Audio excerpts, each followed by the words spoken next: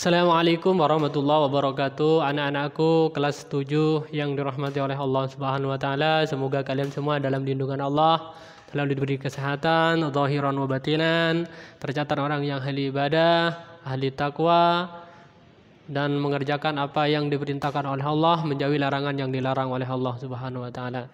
Anak-anakku sekalian, kita bertemu lagi di pertemuan yang kedua di dalam SKI ini. Ya, SKI ini anak-anakku pelajaran sejarah kebudayaan Islam. Kita sampai kepada halaman 6. Di halaman 6 dibuka dakwah Nabi Muhammad SAW pada masa awal. Di mana anak-anakku sekalian bagaimana dakwahnya Rasulullah di masa awal. Rasulullah SAW diutus oleh Allah sebagai seorang rasul, ya, seorang rasul pada umur 40 tahun. Nah, ketika itu Rasulullah umur 25, masih belum rasul, tapi seorang nabi tapi belum rasul. Rasul itu apa? Rasul itu menyampaikan risalah dari Allah, dari Allah Subhanahu wa taala, itu rasul. Nah, kalau nabi belum tentu rasul. Nabi itu seperti Nabi Khidir, banyak nabi itu, banyak. Ini Rasulullah. Nah, ini kembali lagi kepada sejarah bagaimana dakwah Rasulullah SAW. Dakwah Rasulullah SAW itu di kota Mekah pada waktu itu bukan responnya indah, nggak indah, ya, sulit Rasulullah SAW. Nah, gimana ketika itu Rasulullah SAW ketika mau ngajak Islam pertama adalah sembunyi-sembunyi itu dengan mengajak kerabat-kerabat Rasulullah, mengajak sanak famili Rasulullah, mengajak orang yang dekat dengan Rasulullah atau keluarga Rasulullah SAW. Di antaranya yang pertama kali masuk Islam dari golongan anak kecil adalah Ali bin Abi Thalib. Dari golongan perempuan istri Rasulullah namanya Sayyidatina Khadijah Al-Kubra. Kemudian dari golongan orang dewasa namanya Sayyidina Abu Bakar radhiyallahu As-Siddiq radhiyallahu an. Ini adalah orang-orang yang masuk Islam pertama kali ketika oleh Rasulullah SAW diajak Islam. Di mana Rasulullah SAW mengajak Islam itu memang Rasulullah ketika umur 40 tahun, ya, setelah menikah dengan Sayyidatina Khadijah umur 40 tahun, ya, kurang lebih menikah dengan Sayyidatina Khadijah umur 25 tahun. Berarti 15 tahun setelah itu baru Rasulullah diangkat sebagai utusan. Lah, ketika umur 40 tahun, ya, sebelum umur 40 tahun Rasulullah sering ke gua, namanya gua apa, Nak? Apa? Waduh, pinter. Rasulullah itu di mana? Wah, pinter sekali. Ya.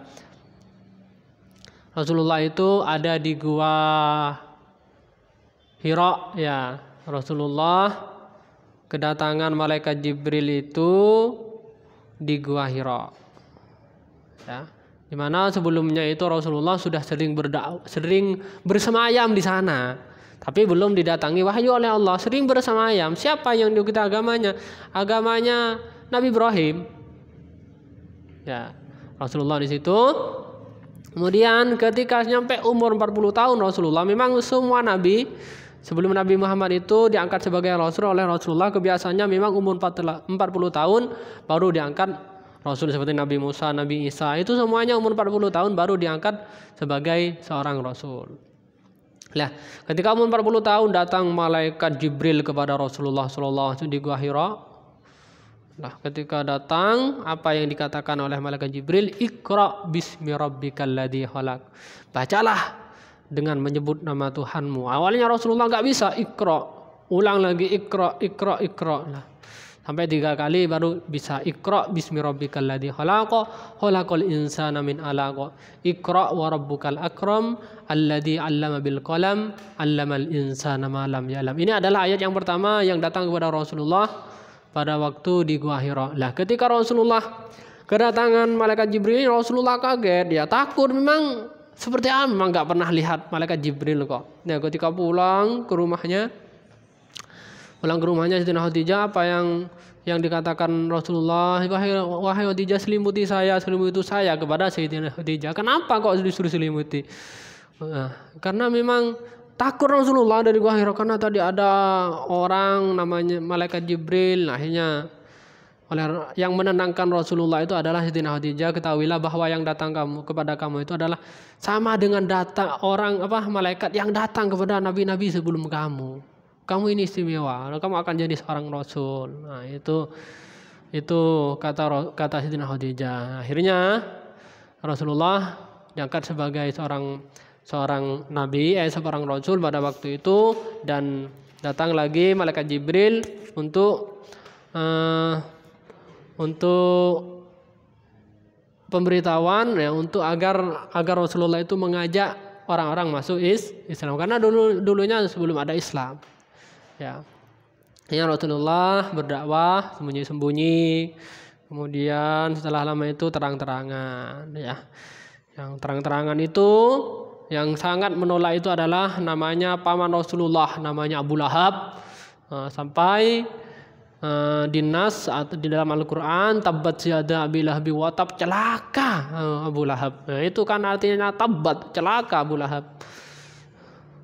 Hartanya tidak bisa menolongnya nanti di akhirat, istrinya tidak menolongnya nanti di akhirat gitu. Tabbat yada Abi Lahab ma auna anhu mahdu wa ma kasab, pekerjaannya, hartanya tidak akan bisa menolongnya.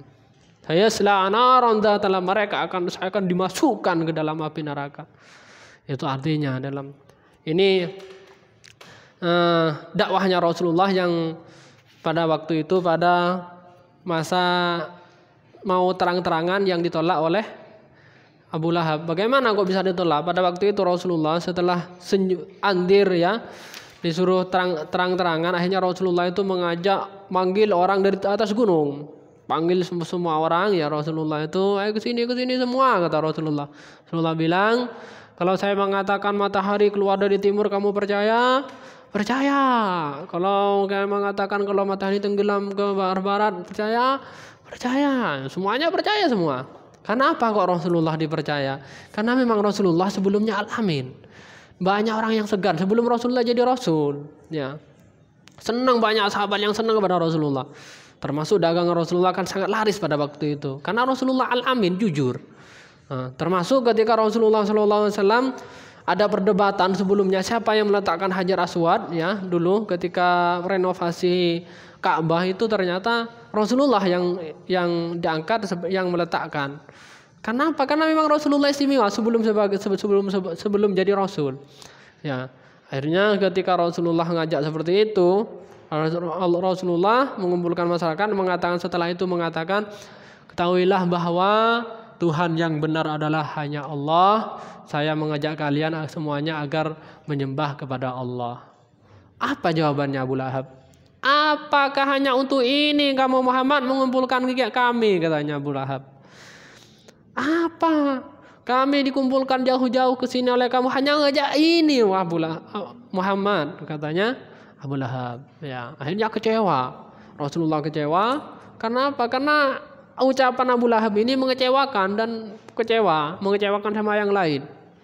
Ya, yang lain ikut-ikutan Abu Lahab. Akhirnya turunlah ayat tabbat yada Abi Lahab wa tab. Ini adalah sejarah Rasulullah mau mengajak orang-orang Mekah masuk Islam. Bagaimana responnya orang-orang Mekah pada waktu itu? Ya, ada yang cepat masuk Islam, ada yang tidak. Ternyata orang yang rata-rata yang masuk Islam itu adalah orang yang tidak punya, orang yang miskin, orang yang tidak berkecukupan.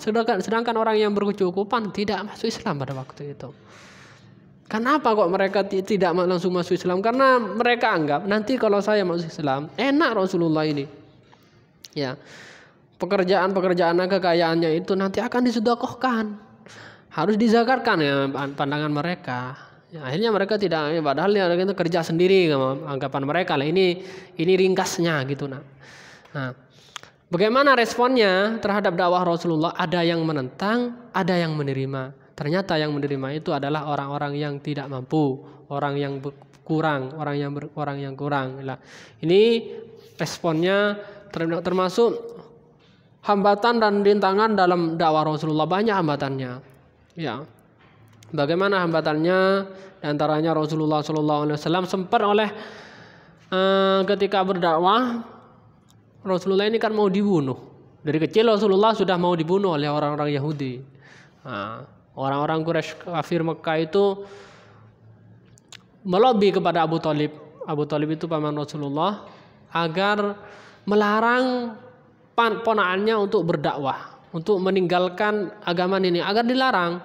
Nah, Abu Thalib bilang kepada Rasulullah, Muhammad, nah, ini banyak orang datang agar kamu tidak mengajarkan. Nah, akhirnya apa kata Rasulullah?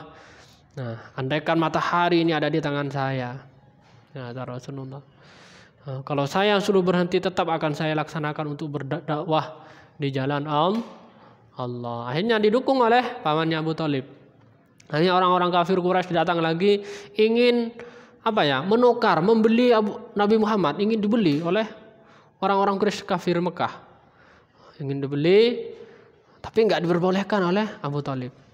Datang lagi, pokoknya orang-orang kafir Quraisy ini ingin menentang dakwah Rasulullah itu banyak caranya. Di antaranya lagi Rasulullah itu didatangi oleh orang-orang kafir Quraisy. Kamu Muhammad, kalau kamu akan kami beri harta banyak, uang banyak, jabatan, yang penting kamu tinggalkan dakwah kamu, kata orang kafir Quraisy. Tapi Rasulullah tetap berdakwah. Akhirnya ada juga mengatakan bahwa orang Quraisy kafir Mekah pada waktu itu mencari orang kaya, orang tampan, ya. Kan Rasulullah itu terkenal tampan pada waktu itu, sangat tampan Rasulullah itu.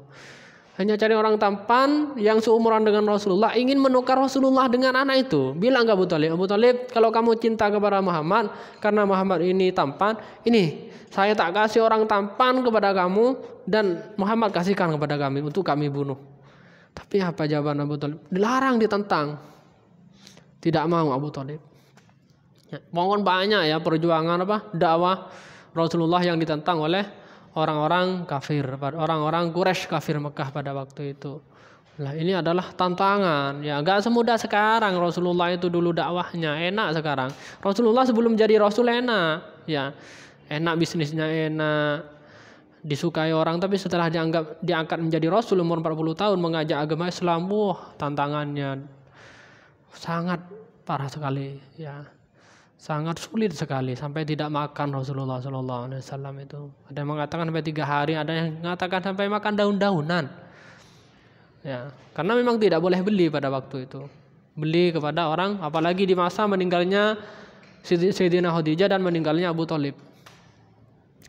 Kemudian anak-anakku sekalian, siapakah yang merespon atau menerima ajakan Rasulullah? Di antaranya orang-orang yang tadi sudah, ya, Abu Bakar, Ali bin Abi Thalib, kemudian Sayyidina Khadijah, ini adalah golongan istrinya dari perempuan, ya. Kemudian ada dari orang yang lain, yang dari itu yang masuk Islam, di antaranya adalah Bilal. Bilal ini masuk Islam, seorang budak yang masuk Islam, dan ketika itu oleh majikannya suruh keluar dari Islam tapi tidak mau, hanya disiksa, dipanasi, diletakkan batu di atasnya, dicambuk, yang kelihatan oleh Abu Bakar, dibeli oleh Sayyidina Abu Bakar. Bilal ini budak, beli, dimerdekakan. Kemudian ada namanya Utsman bin Affan, ini juga orang-orang yang masuk Islam dengan ajakan sahabat Abu Bakar. Kemudian ada Mus'ab bin Umair, ini masuk Islam pada waktu itu. Diusir dari rumahnya oleh ibunya karena diketahui kalau dia itu masuk Islam. Kemudian ada Abu Fakihah, dia mengalami siksaan pula. Pokoknya orang-orang yang masuk Islam pada waktu itu disiksa pada zaman Rasulullah, awal-awal Islam. Tapi kemudian ada Hababah bin Ar, dia juga merasakan berbagai siksaan dan penganiayaan dari kaum kafir Quraisy. Mereka memegang rambutnya lalu mereka cabut, memutar lehernya dengan keras. Ini yang dilakukan oleh orang-orang kafir Quraisy ketika ada orang yang masuk Islam.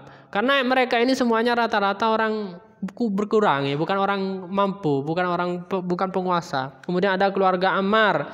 Yasir bin Ammar berasal dari Yaman. Ia datang ke Mekah dengan tujuan mencari saudaranya yang hilang, tetapi akhirnya menetap di Mekah, menetap cukup lama di Mekah. Akhirnya ia menikah dengan seorang wanita bernama Sumayyah binti Hawad. Sumayyah adalah hamba sahaya budak dari Tuan Huzai bin, seorang tokoh kafir Quraisy. Ya, ini adalah orang yang masuk Islam. Lah, ini mungkin anak-anakku bisa dipelajari sendiri oleh kalian. Ini karena waktunya sudah 15 menit. Nah, tinggal kalian baca sendiri. Karena memang sejarah ini banyak, kalau dijelaskan lama. Ini hanya dipersingkat ini oleh saya. Nah, kalian tinggal baca, selesaikan. Nanti yang nggak paham ditanyakan. Dan tugas kalian untuk kelas 7 ini buka halaman 13, 14, 15, 16. Ya, wis.